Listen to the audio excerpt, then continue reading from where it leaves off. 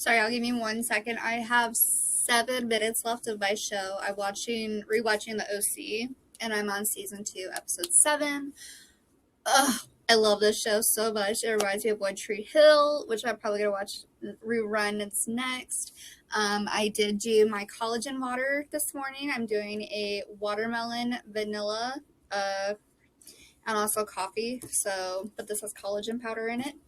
So there's that, and then we are having Cheesecake Factory coffee. And then we'll get the video started because I've got this bag right here of books. Don't mind all this. Don't mind this. Do not mind this, please. That is a whole different video. So that's gonna be a long video. But I wanted to show you guys my newest purchase from Temu. I got this knife, you guys, and this thing is like really hard to open and close. I'm not really the biggest fan of it, but it has this little holder here, so I can just clip it to my pants. And then to close it, I haven't figured out how exactly to close it safely yet. There's no like button to push or anything. I think I just got to do this like a few times. But if you see, it's all like rainbowy and stuff. So definitely need this for the bus ride. So I'll be right back.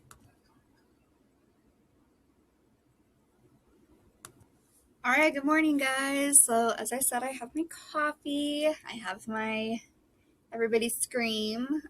This is a thermal mug. I love it so much. It's not the one my parents got me. They got me one that says pumpkin king on it. It's really, really cool. So, ooh, that's hot. Okay, so we have a blind date with a book. And then we have a couple other ones. Thank you, Trinity. I just realized that you threw up on my thing. And so I found a couple other ones, and I'm really excited for it. So we'll get into those. There are 4 books total, but this one's chunkier. Okay, a couple more minutes. Now, Marissa has not become my favorite. She is a raging bitch and dirty and a drunk. You guys know how hard it was for me to leave home? Like, leave Ohio? I get why Marissa's a drunk, though. Like, she's got some really shitty parents. Well, her mom's really shitty. And this show, I love this show so much. It reminds me a lot of One Tree Hill, like I said. And it really puts you in your feelings, and it makes you feel things, and it's from 2003, y'all. Like, it's old. It's 21 years old, but it still hits me in my heartstrings every time I watch it. And it really dwells on the aspects of real life, real people's situations. So, alright, so I guess what we'll do is we'll start with this giant book here. Y'all can probably tell what it is. It is Hawking Around by Emily Rath. It's the Jacksonville Rays book 1. It's the hockey series. This thing is massive. Like, massive. I'm probably going to end up actually taking this with me when I go on my trip because it's such a thick book. I feel like being on a bus for like 18 hours, 16 hours, something like that, is actually going to be like fine. It is a romance. It says, I can't fall for a player, let alone 3. My name is Rachel Price, and 2 months ago, I walked away from the perfect man, sweet and funny, and so hot it should be illegal. We shared one magical night, no names, no strings. I never thought I'd see him again. I was wrong. It turns out Mr. Perfect is a Playboy grinder for the Jacksonville Rays, the NHL's hottest new hockey team, and I'm his new physical therapist. Oh, and the jerk doesn't even recognize me. This fellowship is going to be the longest 10 months of my life. Mr. Perfect will do anything to get back on my good side. Meanwhile, his best friend is the surly new equipment manager always riding my case. Worst of all, I've got an uncooperative goalie who thinks I can't tell he's hiding an injury. This is my chance to prove myself, and I'm not risking it for anything. But with one unexpected night, one secret revealed, these men are ready to test all my limits. I can't fall for a player, let alone three. But if love is a game, these guys are playing to win. Okay, and this book is literally, oh my gosh. Okay, so there is 105 chapters, an epilogue, and the last one is a thank you, so we don't consider that, but 734 pages, you guys. 734. But, like, I have a question, Emily. What is with these pages right here? Like, why do we have blank pages? I don't get that. There is an author's note. There is tropes, tags, and content warnings in the front. Then you get to meet the players. The finish words and phrases because it's a remake, I think. And then it goes into chapter 1, starting with a girl named Rachel, which is, as we know, Rachel Price, who is now their physical therapist. So it looks like it's going to be really good. I'm really excited for it. I'm nervous for it, too. Like, that's a lot of pages. A lot of pages. Like, that's like a Stephen King book, but make it romance. That would be really interesting. Wait a minute. Stephen King, can you make, like, a dark romance book? I know you're still around. Okay. Next, I found this, and it was on display. It was in the trending section. It's YA. It's Michelle Felkoff, and it is Playlist for the Dead. You never really know someone until you listen. It says for Sam, listen and you'll understand. Holly Goldberg Sloan, for author of Counting by Sevens, says it's a page turner that combines genuine intrigue with heartbreak and desire. It's a lot shorter. I'm not 100% sure. Oh, it was last checked out December 28th. Interesting. It says, here's what Sam knows. There was a party, there was a fight. The next morning, Sam's best friend Hayden was dead. All he left Sam was a playlist and a note saying that he took his own life. But what Sam doesn't know is why. To figure out what happened, Sam has to rely on the playlist and his own memory. But the more he listens, the more he realizes that his memory isn't as reliable as he thought, especially when someone claiming to be Hayden starts sending him cryptic messages and a series of violent attacks begins on the bullies who made Hayden's life hell. Sam knows he has to face up to what happened the night Hayden killed himself, but it's only by taking out his earbuds and opening his eyes to the people around him, including an eccentric, unpredictable girl who's got secrets too, that Sam will finally be able to piece together his best friend's story and maybe have a chance to change his own. Okay, so that synopsis right there literally makes it sound like it is 13 Reasons Why mixed with like Pretty Little Liars. So I'm kind of here for it. I think it's going to be really fun. I mean, that sounds really bad because it's like based on a suicide. Let's see. I wanted to see really quick if, okay, so the chapters are the song titles, which I think is really cool. Like, chapter 1 is How to Disappear Completely by Radiohead. So I think that's really cool. And it is only 27 chapters, which equivalates to 279 pages. So I should be able to finish this before the 1st. So let's just hope on that one. Okay, next I got this one. I'm so excited for this one, but I'm so like nervous and like really scared for this one as well. This one is actually like a book. Oh, what is it? Not blinded with a book. I don't remember. It is 290 pages, and it is set in different seasons. I'm not liking the fonts of it, so I might try and find it in audio, but it's 32 chapters and an epilogue.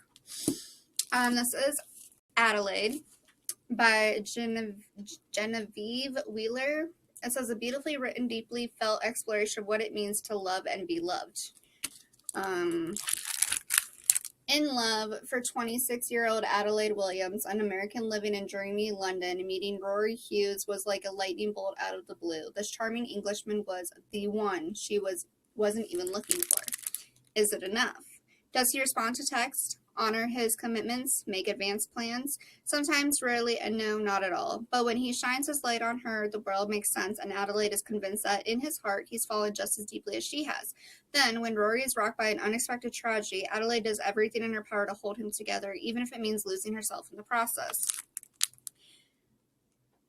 When love asks too much of us, how do we find the strength to put ourselves first? With unflinching honesty and heart, this relatable debut from a fresh new voice explores grief and mental health while capturing the timeless nature of what it's like to be young and in love with your friends, with your city, and with a person who will not love you back.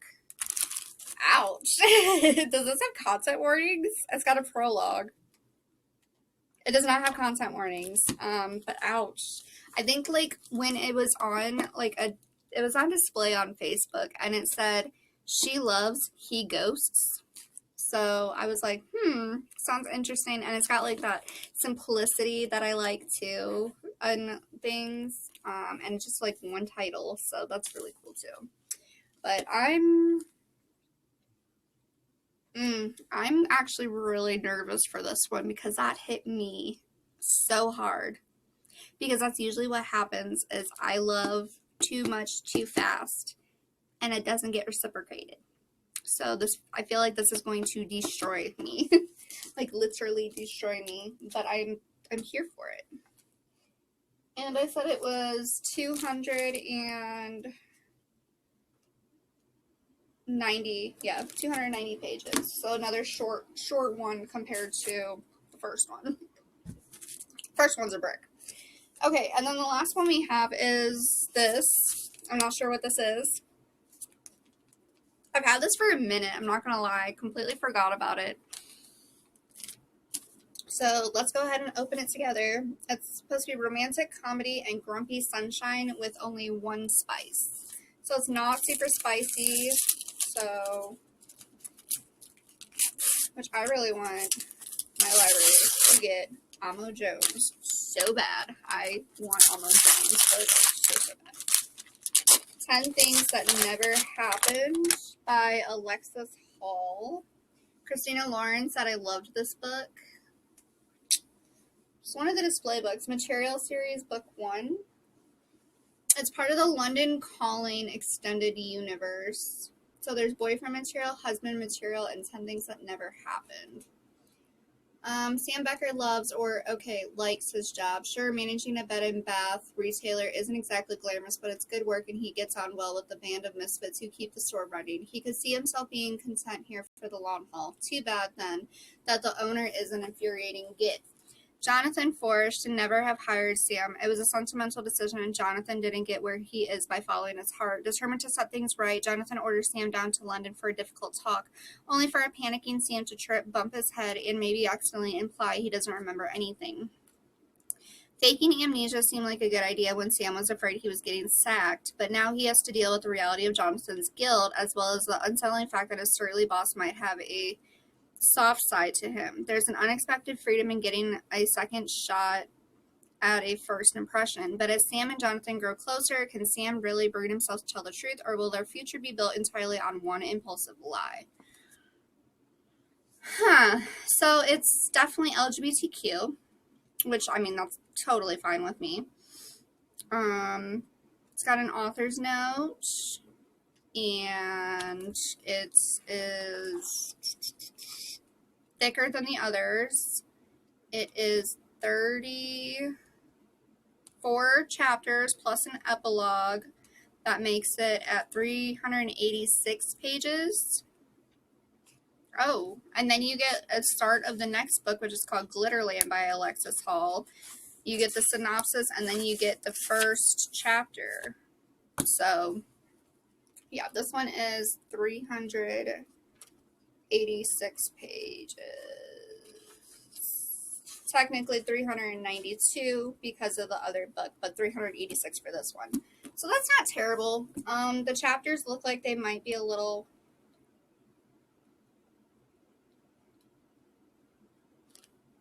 a little long, like 12 to 15 pages long, but that's okay. We don't mind that, honestly. So I do have these ones. I'm still working on some books as well. I'm gonna be taking like maybe 3 or 4 books with me, whatever will fit in my carry-on bag. But definitely want to take this one, and I'm gonna make sure the library is okay with that. Then again, I might just try and find it on my Kindle and do it that way.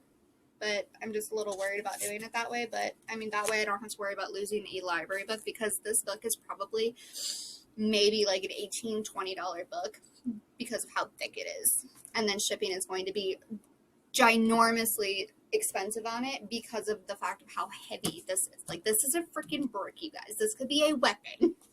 So, okay. So those are the 4 books that I got, and I'm kind of excited for it, kind of nervous for it. I might just put this one back because I have had it, 1, for so long, and 2, like, it's not really my cup of tea right this second. I'm more into these 2 for sure. And then I picked this one up because I saw it for Book of the Month. That's what it is. BOTM, Book of the Month. It's their newest one that, like, everybody's been, like, raving about. So I might just go ahead and do that. I'm not 100% sure yet, but that is the video. Sorry it was a little long. You got a little bit of like commentary on me watching my favorite show and things like that. So I do sincerely apologize. Probably a little annoying. But yeah, I am making it through my coffee. I'll make it through my collagen water. I'll get a workout in. And then I'll do some reading today because I have not been reading, you guys. It is so sad. I don't know what happened. I think it was just because of like the holiday and everything. And then my boyfriend's birthday. Well, I don't know if he's my boyfriend right now anymore. We're on a break still, and it's weird. I don't know. But stay tuned because your girl is gonna be doing a try-on, which everybody loves my try-ons, but a lot of this is Temu stuff, like the new suits that came in, and then these right here are things I have to try on because I found them in the back of my closet, and I'm not sure if they're going to fit, and then I have to pack with you guys. We have to fix outfits together for my trip. I have to get 6 outfits at least, plus like 2 lounge outfits, 1 for the plane and 1 for the bus. So y'all are going to be coming with me on that journey too. So y'all stay tuned because it's going to get kind of fun in here. So I'll see you guys in the next one. Bye.